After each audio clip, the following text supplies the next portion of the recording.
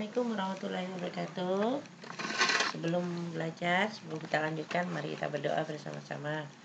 Berdoa dimulai. Berdoa selesai. Hari ini kita akan melanjutkan tentang yang namanya hak dan kewajiban. Minggu lalu sudah kita bahas apa yang disebut dengan hak dan apa yang disebut kewajiban. Kita tahu yang namanya hak itu adalah sebuah kewenangan atau kekuasaan untuk berbuat sesuatu karena telah ditentukan oleh undang-undang. Kemudian kewajiban adalah sebagai sesuatu yang harus dilakukan dan tidak boleh tidak dilaksanakan. Nah, kemudian ada beberapa hak dan kewajiban warga negara menurut undang-undang. Hari ini kita akan membahas substansi hak dan kewajiban warga negara dalam Pancasila. Nah, sebagai dasar negara, ideologi bangsa, falsafah, serta pandangan hidup bangsa, Pancasila mengandung nilai dasar yang namanya instrumental, kemudian ada praksis, dan nilai dasar ini biasanya disebut dengan nilai ideal. Nah, apa saja substansi dalam hal ini? Kita tahu lihat. Dalam sila yang pertama dalam Pancasila, nilai yang terkandung dalam sila ini adalah pengakuan dan keyakinan bangsa terhadap Tuhan Yang Maha Esa. Nah, kesadaran manusia sebagai ciptaan Tuhan melahirkan kesadaran bahwa manusia adalah hamba Tuhan. Posisi sebagai hamba berarti mengandung konsekuensi adanya keharusan manusia untuk taat dan patuh kepada penciptanya. Nah, dengan kata lain, kesadaran manusia sebagai ciptaan Tuhan, sebagai hamba, ini kita wujudkan dengan bentuk yang namanya takwa. Takwa berarti menjalankan semua perintah Tuhan dan menjauhi semua larangan-larangannya. Karena itu, nilai ketakwaan ini terkandung dalam sila pertama dalam Pancasila yang dijadikan sebagai dasar negara. Nilai ketuhanan juga memiliki arti kebebasan untuk memeluk agama. Kemudian, bebas untuk menghormati kemerdekaan beragama, kemudian tidak memaksa atau berlaku diskriminatif antar umat beragama. Karena itu, sila ini juga mengandung yang namanya toleransi.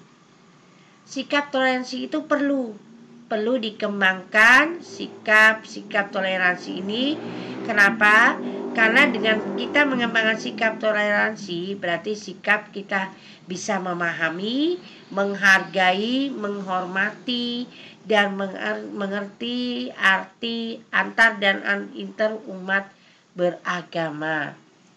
Kemudian dalam sila yang kedua adalah kesadaran sikap dan perilaku agar sesuai dengan nilai-nilai moral dalam hidup bersama antar dasar tuntunan hati nurani dengan memperlakukan sesuatu hal sebagaimana mestinya. Nah, keberakalan ini tidak identik. Kita digambarkan bahwa manusia itu punya rasa adil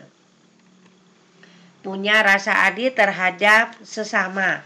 Dalam hal ini, secara kodrati manusia adalah ciptaan Tuhan yang paling sempurna karena ia dikaruniai yang namanya akal. Nah, dengan kemampuan akal inilah diharapkan dapat memahami kebenaran dan kebaikan yang terpancar dari cahaya yang namanya Tuhan. Jadi, manusia yang adil dan beradab ini sepatutnya menggunakan akalnya untuk menjalani kehidupannya di dunia dengan taat dan patuh tawakal kepada yang namanya ajaran-ajaran Tuhan. Kemudian nilai yang ketiga, nilai yang terkandung dalam sila ketiga ini bahwa adanya hak menikmati berbagai hak asasinya tanpa pembatasan dan belenggu.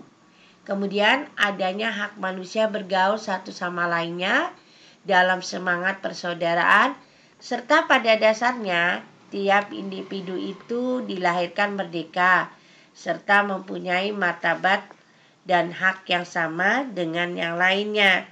Nah, di dalam sila ketiga ini juga yang paling ditekankan adalah nilai persatuan dan kesatuan, atau kesatuan ideologis atau dalam nilai Pancasila. Nah, persatuan Indonesia ini dihargai oleh bangsa Indonesia karena kesadaran bahwa bangsa Indonesia ini memang dibangun berdasarkan yang namanya solidaritas. Nah, di dalam sila ketiga ini juga mengajarkan kita untuk kita tidak boleh yang namanya membeda-bedakan antara golongan yang satu dengan golongan yang lainnya.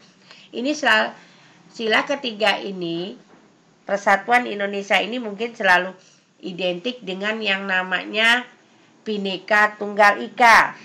Karena di dalam Bhinneka Tunggal Ika itu digambarkan meskipun kita berbeda-beda, baik dari suku, ras, golongan, semua agama, tetapi kita dalam satu naungan, yakni satu persatuan.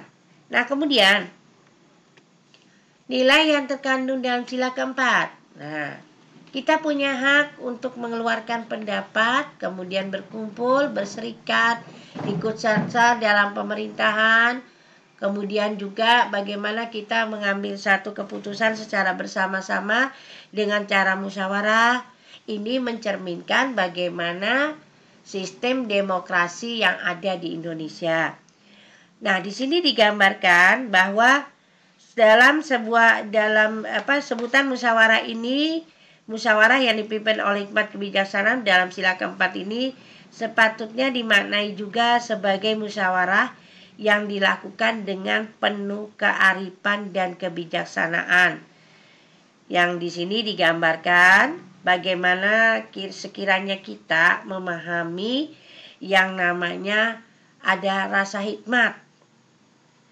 Di sini juga digambarkan bahwa jiwa musyawarah ini dilakukan dengan penuh yang namanya kearifan, berarti dengan penuh rasa menyadari pentingnya yang namanya musyawarah. Nah, kita tahu bahwa dalam sistem demokrasi, dalam hal apapun sebenarnya kita diharuskan untuk bisa bermusyawarah. Karena dengan musyawarah bisa mengambilkan keputusan secara bersama-sama. Ini nanti membawa efek yang sangat baik dalam kehidupan masyarakat.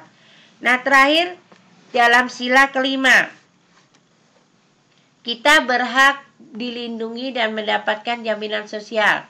Kita berhak mendapatkan hak memilih, kemudian mendapatkan pekerjaan dan perlindungan kesehatan. Nah, kita sadari bahwa sila kelima ini berarti kedaulatan yang berlaku dalam masyarakat Indonesia di segala bidang, baik bidang material maupun spiritual. Nah, keadilan sosial ini dalam bahasa sila digambarkan bahwa mengandung artian mengakui hak memilih tadi. Nah, mempunyai hak memilih, kemudian jaminan sosial, kemudian juga adanya kesediaan untuk menempatkan sesuatu pada tempatnya secara adil.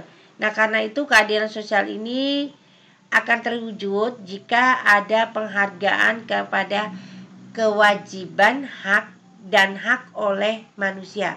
Semua manusia di Indonesia ini mempunyai kemauan dan kesediaan untuk memenuhi kewajibannya sebagai warga negara. Nah, setiap manusia juga mau tidak mau bersedia menghargai hak-hak daripada orang lain. Tidak ada manusia yang dibenarkan untuk merampas hak orang lain. Ketika itu terjadi berarti kita sudah melanggar hak asasi manusia.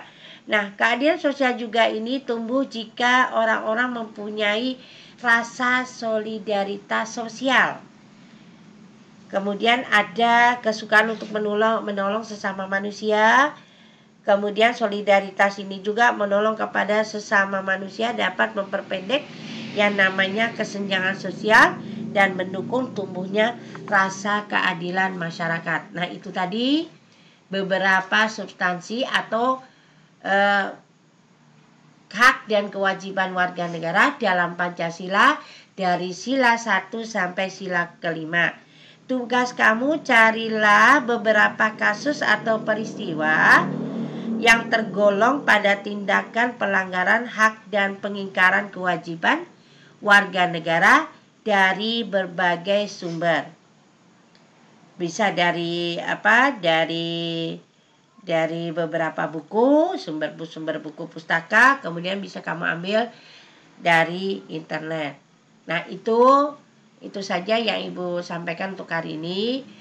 Hasil tugas kamu silakan untuk mengirim ke WhatsApp, dan seandainya ada kurang jelas di dalam pertanyaan tadi, silakan untuk mengirimnya. Sebelum Ibu tutup, mari kita berdoa bersama-sama. Berdoa dimulai. Berdoa selesai. Sekian dari saya. Assalamualaikum warahmatullahi wabarakatuh.